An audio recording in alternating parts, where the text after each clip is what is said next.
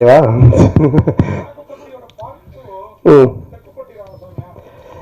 தெற்குப்பட்டி தென்ராசு அப்படின்னு சொல்லி நாங்க ஒண்ணு யோசிச்சு வச்சிருந்தோம். ஆக்சுவலா வடக்குப்பட்டியில இருந்து அந்த சைடு போயிட்டோன்னு. பட் இப்போ அதை விட வேற ஒரு ப்ராஜெக்ட் போயிட்டு இருக்கிறதுனால இது கண்டிப்பா பண்ணுவோம்.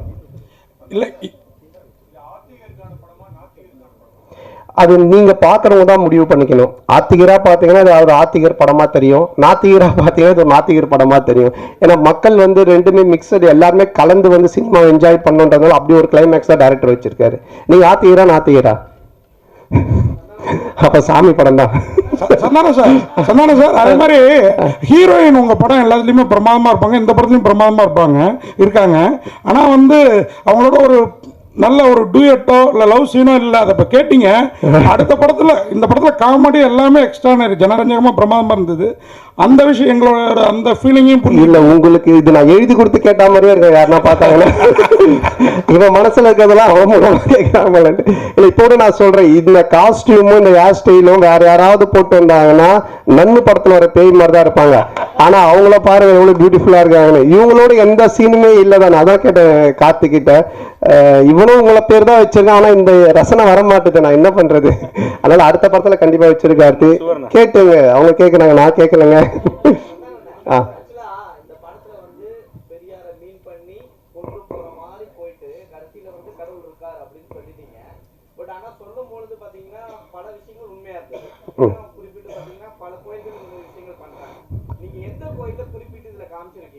அதான் காமிச்சிருக்கேன் கண்ணாத்தா கோவில். இல்ல நீ இந்த கொஸ்டினை வேற மாதிரி மீன் பண்ணி கொண்டு போற போல. அந்த மாதிரி எந்த கோவில் எதையுமே நம்ம வந்து இது பண்ணல. எந்த கோவிலா இருந்தாலுமே அதை வச்சு கடவுளை வச்சு காசு பண்றவங்க மேல தப்பு. அதே மாதிரி அந்த கடவுள் நம்பிக்கையை வச்சு அரசியல் பிரச்சனை பண்றதும் தப்பு அப்படின்றதான் காமிச்சிருக்கோம். உங்களுக்கு எப்படி தோணுது? கடவுள் நம்பிக்கை இருக்கிறவங்களுக்கு இருக்கு, இல்லாதவங்களுக்கு இல்லை. ஸோ அதனால அவங்க ரெண்டு பேருக்குமே அதை பொதுவாக தான் வச்சிருக்கோம். என்னை பொறுத்த வரைக்கும் இருக்கு. நான் சாமி கும்பிடுறவன், நான் ஆன்மீகவாதி, நான் வந்து கடவுள் நம்பிக்கை உடையவன். இப்போ கூட கயிறுல கயிறு கட்டிட்டு இருக்கேன். அதனால என்னை பொறுத்த வரைக்கும் இருக்கு. இல்லாட்டி நான் சூளை வச்சுட்டு நிற்கவே மாட்டேன். அதனால சார் இந்த படம் ரிலீஸுக்கு அப்புறம் இந்த முன்னாடி அவர் கேட்டார்ல அந்த இஷ்யூ அது மக்களுக்கு கிளியர் ஆயிடுச்சுன்னு நம்புறீங்களா? ஆமா, இல்லைன்னா இது வந்து வெற்றி படமா இருக்காது. யாருமே சிரிச்சிருக்க மாட்டாங்க, கைத்தட்டி இருக்க மாட்டாங்க, ரிவ்யூஸ் நல்லா வந்திருக்காது. நீங்க எல்லாம் வந்து பார்த்துட்டு பாராட்டி எழுதியிருக்க மாட்டீங்க. நீங்களே இந்த கேள்வி இப்போ கேட்டிருப்பீங்களா, வேற ஏதாவது எழுதியிருப்பீங்க. அதனால அது மக்கள் ஏத்துக்கிட்டாங்க. மக்களுக்கு வந்து புரிஞ்சிடுச்சு இவங்க என்ன சொல்ல வந்திருக்காங்க. அதுவும் இந்த கண்டென்ட் இன்னைக்கு காமெடி பொறுத்த வரைக்கும் ஹாரர் காமெடி, அப்புறம் வந்துட்டு ஃபேமிலி காமெடி, இப்படி நம்ம லவ் ராம் காமெடிலாம் போகலாம். ஆனால் ஒரு சோஷியல் காமெடி பண்றது ரொம்ப கஷ்டம். டைரக்டரால் ஈஸியாக பண்ணவே முடியாது. ஏன்னா சோஷியல் கண்டென்ட்ல கை வைக்கும்போது ரொம்ப பார்த்து வைக்கணும். ஏன்னா ரெண்டு விதமான ஆட்களுமே இருப்பாங்க. ஸோ அது ரொம்ப கார்த்திக் பியூட்டிஃபுல்லாக ஹேண்டில் பண்ணனால ரெண்டு விதமான ஆடியன்ஸுமே என்ஜாய் பண்ணுறாங்க. நாத்திகரும் என்ஜாய் பண்ணுறாங்க, ஆத்திகரும் என்ஜாய் பண்ணுறாங்க. ஸோ அதுக்கு உண்மையிலேயே டைரக்டர் தான் நம்ம பாராட்டு சொல்லணும். அதே மாதிரி கூல் சுரேஷ் இந்த கண்ணாடி நீங்க கொடுத்ததா தான் சொன்னாரு. அதுக்கு அந்த கருப்பு பெயிண்ட் அடிச்சிருக்கலாம்ல படத்துல வர்ற மாதிரி. உண்மைதான். இதோட அந்த கண்ணாடி யாரும் யூஸ் பண்ண மாட்டாங்க. நான் திருப்பி நீ வாங்கி யூஸ் பண்ணி பரத் பண்ண மாட்டேன்ல. அது அவன் அப்படிதான் பிக் பாஸ் ஒருத்தர்கிட்ட ஒரு ட்ரெஸ் வாங்கி வந்திருக்கான். அவங்க பேர்லாம் சொல்ல மறந்துட்டான், கண்ணாடி மட்டும் சொல்லிட்டான் இவர்கிட்ட இருந்து வாங்கினேன்ட்டு. அவனை பத்தி நீங்க பேசினா பேசிக்கிட்டே இருக்கணும். அதுக்கு தான் அவன் ஏதோ ஒன்று பண்றான், அது கண்டுக்காதீங்க. அண்ணா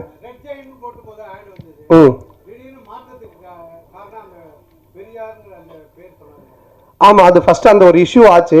அதுக்கப்புறம் அது ஒரு பாலிடிக்ஸா மாறுச்சு. இப்ப நம்ம படம் எடுத்தது எல்லாரும் மறந்து கவலை மறந்து சிரிக்கணும்ன்ற அது ஒரு பிரச்சனையா ஒரு பாலிடிக்ஸா மாறும்போது எதெல்லாம் நமக்கு தேவையில்லை அதை நம்ம ஸ்மூத் பண்ணிக்கணும் அப்படின்றதுக்காக சில விஷயங்களை விட்டுட்டோம் வேண்டான்ட்டு.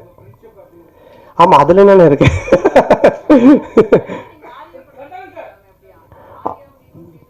ஆமா ஆமா, அதுல ஒரு ஹீரோயின் கிடைச்சிட்டாங்க, இன்னொரு ஹீரோயின் மட்டும் கிடைக்கல. கொஞ்சம் அப்படியே பார்த்துக்கிட்டு இருக்கோம். எங்க பத்திரிகை உலகின் நயன்தாரா மட்டும் இருக்கீங்க, அனுஷ்கா காணோம். அனுஷ்கா வரலையா? அதை விட முக்கியமான இதில்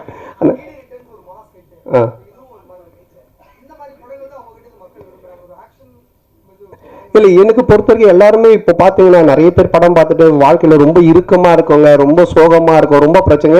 மேபி சைக்காட்ரிக் டாக்டர் 2-3 பேர் எனக்கு அவங்க பேஷண்ட்ஸ்க்கு மெயினாக இந்த ஷோஸ் எல்லாம் போட்டு காமிச்சிருக்காங்க. ஏன்னா இன்னைக்கு மக்கள்கிட்ட ரொம்ப இறுக்கம் தான் இருக்கு. எல்லாருமே முகத்தில் ஒரு சோகம், ஒரு சந்தோஷமே இல்லை. அட்லீஸ்ட் நம்ம கடவுள் ஒரு விஷயத்த கொடுத்துருக்கேன். நான் என்னோட சின்ன வயசுல ஆரம்பிக்கும் போது என் கூட இருக்கிற எல்லாரும் நான் சிரிக்க வச்சுக்கிட்டே இருப்பேன். அது வந்து பாலாஜி அண்ணனோட சேர்ந்தேன். அப்போ அவர் வந்து பாப்பா என் கூட டிவியில் நடிப்பான்னு எனக்கு கூப்பிட்டு வந்தார். அப்புறம் அந்த காமெடி பார்த்துட்டு சிம்பு கூப்பிட்டு எனக்கு மன்மதனில் சான்ஸ் கொடுத்தாரு. ஸோ என்னோட நோக்கம் எதுவாக இருந்துச்சுன்னா என்னை சுற்றி இருக்கிறவங்கள சந்தோஷமா வச்சுக்கணும், சிரிக்க வைக்கணும். அது கடவுள் எனக்கு ஒரு லைஃப் கொடுத்தாரு சினிமான்னு. அப்போ அதை நம்ம செய்யணும் அப்படின்றத என்னோட நோக்கமா இருக்கு. அதை நோக்கி தான் நான் போயிட்டு இருக்கேன். என்னோட படங்கள்னால நீங்க வந்து சிரிக்கலாம், கவலையை மறந்து என்ஜாய் பண்ணலாம். இது மட்டும் தான். சதன சார் இங்க பாருங்க, உங்களுக்கு லெஃப்ட். சொல்லுங்க சார். படம் ஃபுல்லா சூப்பரா இருக்கு. ஆனா வந்து கட் சீன் அதை விட நல்லா இருக்கு. ஏன் அது நீங்க இல்லன்னு சொல்லிட்டு அது கட் பண்ணிட்டீங்களா, இல்ல வந்து டைரக்ட் பண்ண வேலையா அது? இல்ல என்னன்னா ஒரு ஃபுல் லென்த் பார்க்கும்போது உங்களுக்கு கதை நகர்ந்து போகும்போது சில சீன்ஸ் ரொம்ப காமெடியா போயிட்டு இருந்தாலும் கதைக்குள்ள போனா கொஞ்சம் லேக் ஆகும். அப்போ அதை வந்து எடிட்டர் எங்க எடிட்டர் சாரா அவர் கையில இருக்கு, எங்க கையில கிடையாது. அவரே வந்து கட் பண்ணிடுவாங்க. அதுக்கு தான் அவரு வேலையா கொடுத்து வச்சிருக்காங்க. இல்லைங்க இது காமெடி நல்லா இருக்கு, ஆனா பட் இங்க கதை கொஞ்சம் மிஸ் ஆகுதுன்னா அவர் கையில இருக்கு அந்த கத்திரி. சந்தானம் சார், அதே மாதிரி முன்னாடிலாம் நீங்க ஹீரோவுக்கு நண்பராக வர்றப்போ கூட உங்களையே பார்த்துட்டு இருக்கணும்னு தோணும். இப்போ நீங்க ஹீரோ ஆன பிறகு உங்க கூட இருக்கிறாங்களா பெஸ்ஸஸ், மாறன், ரவி மரியா சார், கூல் சுரேஷ், இவங்களெல்லாம் அவங்களுக்கும் ஸ்பேஸ் கொடுத்து நடிக்கிற மாதிரி தெரியுது. இந்த மாற்றம் எதனால, எப்போலேருந்து நடந்தது? இல்லை இப்போ ஒரு காமெடின்னா அந்த காமெடி நடக்கிறதுக்கு மற்றவங்க சுற்றி இருக்கிறவங்க அதுக்கு ஆக்ட் பண்ணணும், அதுக்கு ஸ்பேஸ் தரணும்.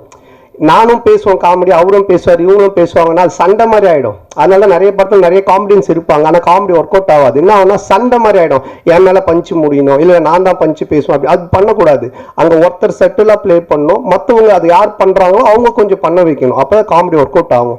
ஸோ அதை நான் இந்த படத்தில் பண்ணேன். இதுக்கு முன்னாடி இதுக்கப்புறம் வர படங்களே அதான் நான் பண்ணுவேன். என்னுடைய ரோல் நான் பண்ணிட்டு சுற்றி காமெடியன்ஸ் அவங்க என்ன பண்ணுறாங்களோ அதுக்கு நம்ம ஸ்பேஸ் கொடுத்து ஒர்க் பண்ணுறது.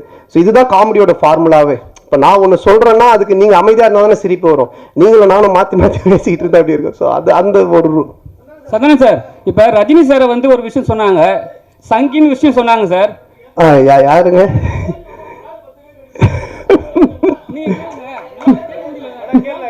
சரி அண்ணன் கேட்க முடியல. நீங்க கேளுங்க.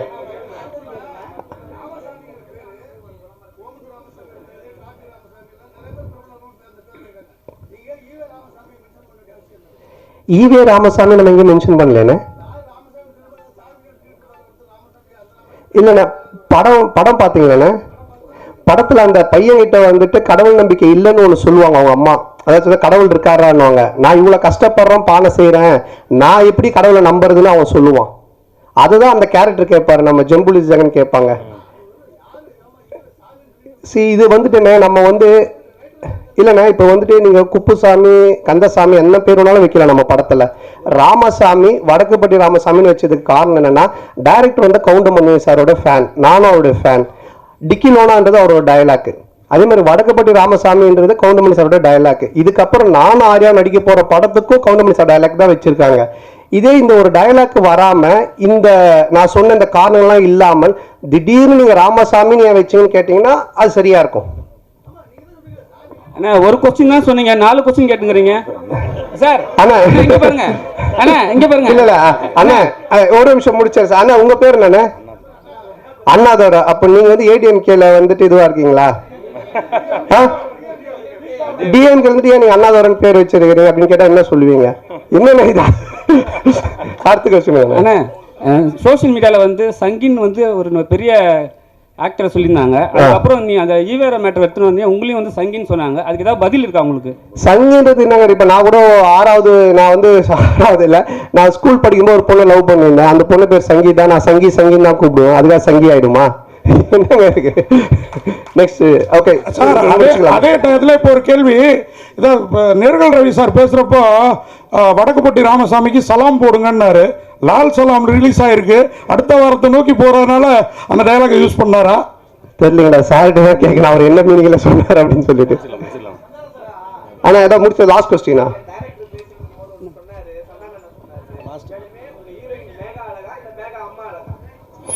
வேக அம்மா அழகுன்னு யார் சொல்லுது? நானா டைரக்டரா? இல்ல கண்டிப்பா ரெண்டு பேருமே அழகுதான். ஸோ அதனால ரொம்ப சந்தோஷம் உங்க எல்லாருமே சந்திச்சதுல. ரொம்ப இவ்வளவு நேரம் பொறுமையா இருந்து இந்த ஒரு வெற்றி சக்சஸ் மீட்டுக்கும் சப்போர்ட் பண்ணிட்டு இருக்கவங்க எல்லாருக்குமே ரொம்ப நன்றி. தொடர்ந்து சப்போர்ட் பண்ணுங்க.